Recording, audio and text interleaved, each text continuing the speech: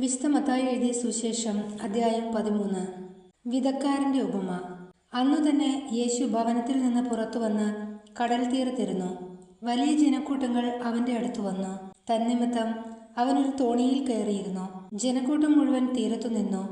അപ്പോൾ അവൻ വളരെ കാര്യങ്ങൾ ഉപമകൾ വഴി അവരോട് പറഞ്ഞു.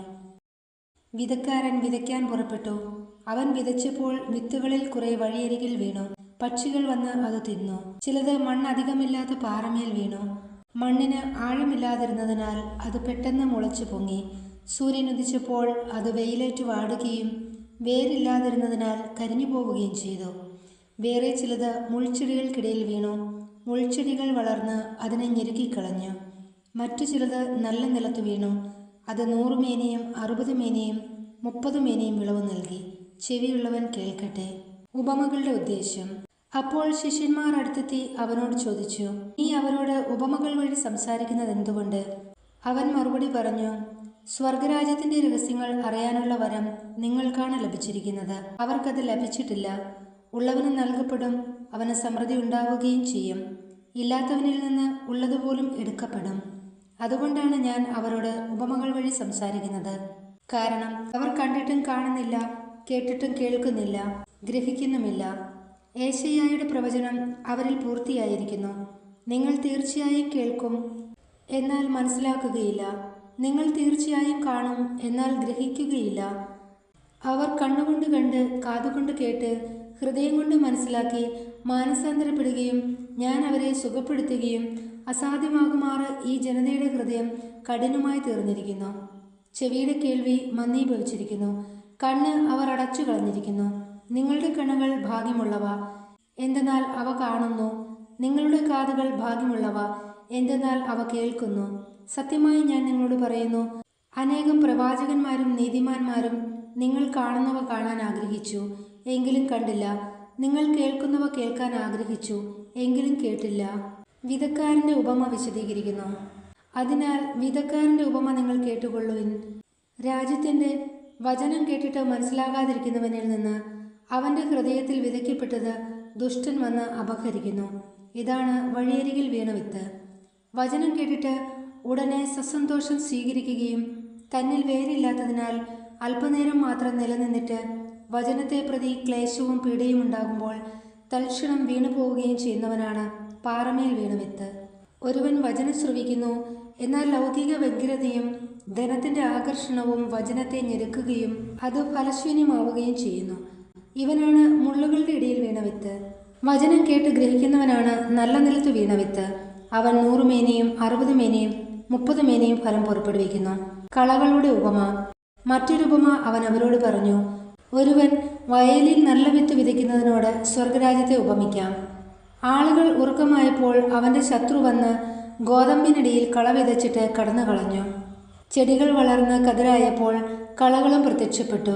വേലക്കാർ ചെന്ന് വീട്ടുടമസ്ഥനോട് ചോദിച്ചു, യജമാനനെ, നീ വയലിൽ നല്ല വിത്തല്ലേ വിതച്ചത്? പിന്നെ കളകളുണ്ടായത് എവിടെ നിന്ന്? അവൻ പറഞ്ഞു, ശത്രുവാണ് ഇത് ചെയ്തത്. വേലക്കാർ ചോദിച്ചു, ഞങ്ങൾ പോയി കളകൾ പറിച്ചു കൂട്ടട്ടെ? അവൻ പറഞ്ഞു, വേണ്ട.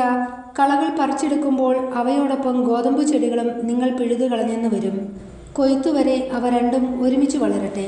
കൊയ്ത്തുകാലത്ത് ഞാൻ കൊയ്ത്തുകാരോട് പറയും, ആദ്യമേ കളകൾ ശേഖരിച്ച് തീയിൽ ചുട്ടുകളയുവാൻ അവ കെട്ടുകളാക്കി വയ്ക്കുവിൻ. ഗോതമ്പ് എൻ്റെ ധാന്യപ്പുരയിൽ സംഭരിക്കുവിൻ. കടുകുമണിയുടെയും പുളിമാവിൻ്റെയും ഉപമ. വേറൊരു ഉപമ അവൻ അവരോട് പറഞ്ഞു. സ്വർഗരാജ്യം ഒരുവൻ വയലിൽ പാകിയ കടുകുമണിക്ക് സദൃശ്യം. അത് എല്ലാ വിത്തിനെയേക്കാൾ ചെറുതാണ്. എന്നാൽ വളർന്നു കഴിയുമ്പോൾ അത് മറ്റു ചെടികളേക്കാൾ വലുതായി ആകാശപ്പറവകൾ വന്ന് അതിൻ്റെ ശിഖരങ്ങളിൽ ചേക്കേറാൻ തക്കവിധം മരമായി തീരുന്നു. മറ്റൊരുപമ അവൻ അവരോട് അരുളി ചെയ്തു. 3 ഇടങ്ങഴി മാവിൽ അത് പുളിക്കുവോളം ഒരു സ്ത്രീ ചേർത്ത പുളിപ്പിന് സദൃശമാണ് സ്വർഗരാജ്യം. ഇതെല്ലാം യേശു ഉപമകൾ വഴിയാണ് ജനക്കൂട്ടത്തോട് അരുളി ചെയ്തത്. ഉപമകളിലൂടെ അല്ലാതെ അവനൊന്നും അവരോട് പറഞ്ഞിരുന്നില്ല.